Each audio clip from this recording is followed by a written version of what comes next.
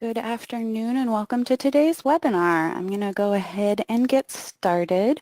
The clock on my screen doesn't say 1 yet, but my phone does, so we'll go with that. Welcome again. Today's webinar topic is setting up emailing for Church Windows. If you are following along in our workbooks, this is in the Email Setup and Settings Workbook 1. And we're going to be covering pages 2 through 6. It's not a lot of information, but it does require some information that the company that you use for your email will need to provide you with. So with Church Windows, we can set up various different email addresses to send from. A couple of things to just before we get started. If you have questions while we're going through the webinar, you can type those into the questions panel of your webinar toolbar, and Rachel will answer those for us. If it's a question that I think everyone is probably asking, I'll answer it out loud. Otherwise, Rachel will send an answer for us, and I'll come back at the end to any that we miss along the way. Now, the email that we're setting up, it can be used to email from membership or donations. If we open up membership first, I'll show you a couple of quick things before we actually dive into setting up the emails. If we go into the people file, the software comes with 2 email address fields, one that's just called email address and one that is called other email. You can see those right here in the center of the screen. Let me grab my highlighter tool. And so as you enter email addresses for folks, they will become available to send emails to them. And you also have unlisted checkboxes if you don't want those email addresses to be printed in any directories or other printed materials. And to show you real quick in donations where you would enter email addresses, you can enter those for your donations givers in the Manage Givers screen on the Phone and Email tab. So anybody who's got a D by their name, you can enter their email address here on the Phone Email tab of Manage Givers. And again, you have that unlisted checkbox option available. So that's quickly how we put in email addresses for folks that we are keeping track of in our database. And now we're going to dive into actually setting up the email for your organization itself. I'm going to do this from membership, but again, you could do it from donations as well. So the email button right here is what I'm going to start with. I'm going to grab my highlighter tool again, show you right there is email. And then we also can access email up here at the very top of the screen where it says Reports Export. We have a Send Email button there as well.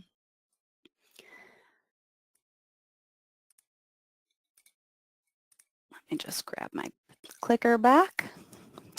So I'm not going to talk about selecting specific people for email. That's covered in plenty of other webinar topics about choosing people for a report. So I'm just going to click Next, and that would pull up the email addresses for everyone in my database who has one. So that's what this list is here. To set up our email address, we're going to be focusing on the email setting box right here. Below that is the custom email message where you compose your actual emails, and that is covered in another webinar topic as well. So for today, I'm just going to talk about setting up the email. Now, if you're setting up a new email, you're going to press this green plus button. And if you already have email addresses set up, they'll show up in this drop-down box. So I have one in here already called Email Statements. So if I click the green plus, I get a blank setup screen, and it looks like this. For simplicity's sake, I'm going to show you the email address that's already entered in here. And to do that, I would click the Edit button. The minus button would delete this. If it's an email address that's no longer in use, you can go ahead and delete it. I'm going to click the Edit button. So the first box we have is the display name, which, as it says in parentheses, is for internal use only. So that means the only people that will see the words email statements are you and whoever else at your organization logs into Church Windows. The people receiving the emails will not see this display name. The next item we have is our outgoing mail server. And you can see a lot of these fields have these little blue circled question marks. Those explain exactly what the field is and what it needs. So this is explaining what the outgoing mail server is. Essentially, the outgoing mail server is how Church Windows is able to access the company that provides your email address. The information for the outgoing mail server will have to come from that company. We cannot provide you with that information because there are tons and tons of different companies that provide email addresses. So if I click the down arrow, you can see I have two examples set up in here. The first one is smtp.mail.yahoo.com. I think we've probably all heard of Yahoo. And then the other one is smtp.gmail.com. We've probably also all heard of Gmail. So these are just two examples of companies that can provide email addresses. Again, the green plus is to add a new one, and you get a screen with a blank SMTP host address. And again, we have little question mark buttons if we need to know what these fields are. If I take a look at the pencil, I can look at the edit screen and I can see what I have for this Gmail address. So we need to fill in the SMTP host address, the port number, and use SSL, as well as the server timeout. Then we have to perform a connection test to make sure that these settings are actually able to reach that company that provides your email. So you click that button and it scrolls through a little process and it tells us that that was successful. So what that means is that you are able, that the Church Windows software is able to contact the company that provides your email address.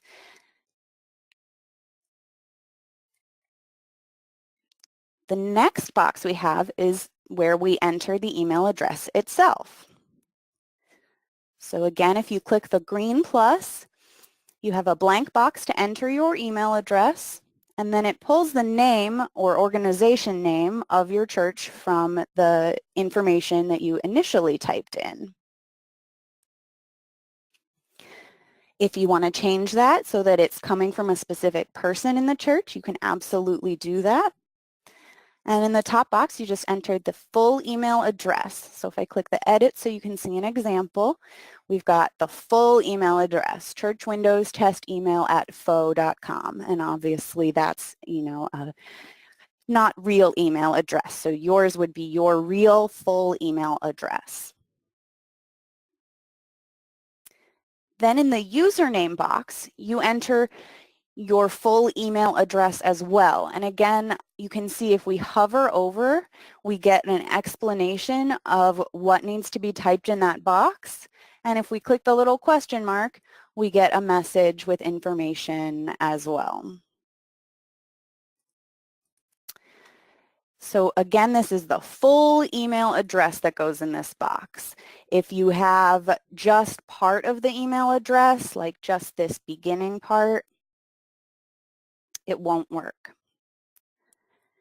Next is the password, and this is the actual password that you use to sign into that email address. So if we stick with a Gmail example, if you go to gmail.com to sign in to look at your inbox, the password that you put right here is the password that you would use on the actual website, not to be confused with your church Windows password or any other passwords. And you're not making up a new password. It has to be the password that actually goes with this email address.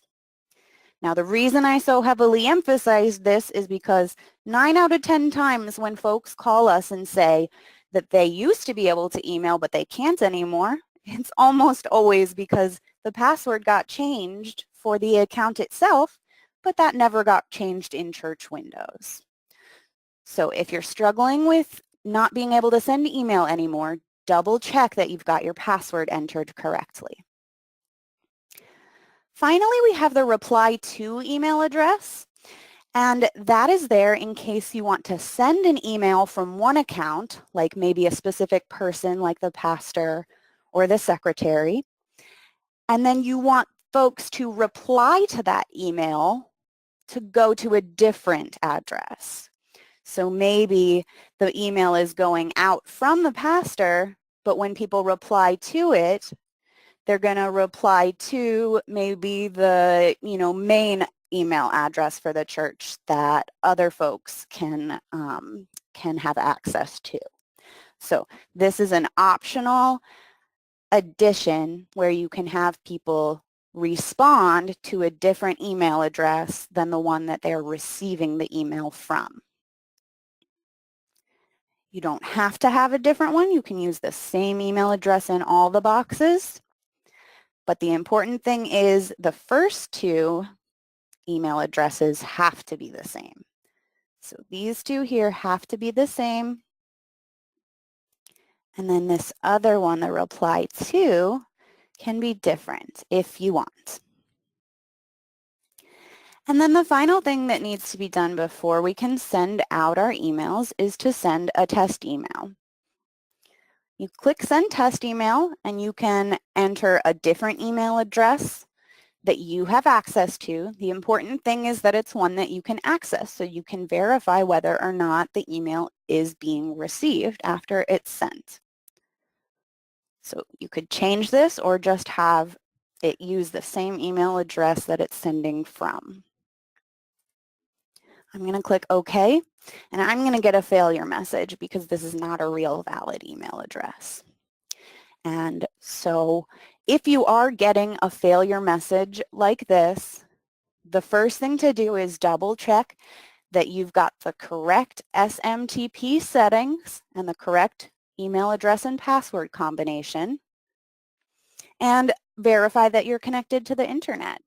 If you're on Wi-Fi, you may have lost momentary connection. So that can happen, and then, maybe in a couple of minutes, the email goes out just fine. If you verify that all of your settings are correct and you still can't get an email to send, give us a call and we can help you troubleshoot. Chances are we're going to need you to verify all of the settings with the email provider again before we are able to troubleshoot anything. So again, that's coming from the outgoing mail server settings, from the email address provider. So whether that's Hotmail or AT&T or Verizon or any of these various email providers, the company that provides the email is the one who's going to be able to give you these settings. So that's the trickiest part about email, is that we at Church Windows are only able to provide the form that you fill out. And the companies, all the various companies that provide email addresses are going to have the information to plug into the form. Now, when we look at a new outgoing mail server, it is going to default to having a port number of 587. That's often going to be the one that is needed, but there are also other ones that work. If we click this little question mark button, we can see that there are 3 common port numbers, 25, 465, and 587. But Your company may have one of the three that it prefers. Maybe all three work, or maybe it has a totally different one.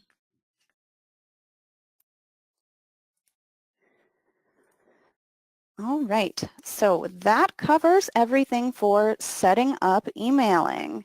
If you have any questions, get those typed into the questions panel and I'll be happy to answer them. If you're watching the recording or you don't have any questions, thank you for attending and we are all finished for today. Have a great rest of your day.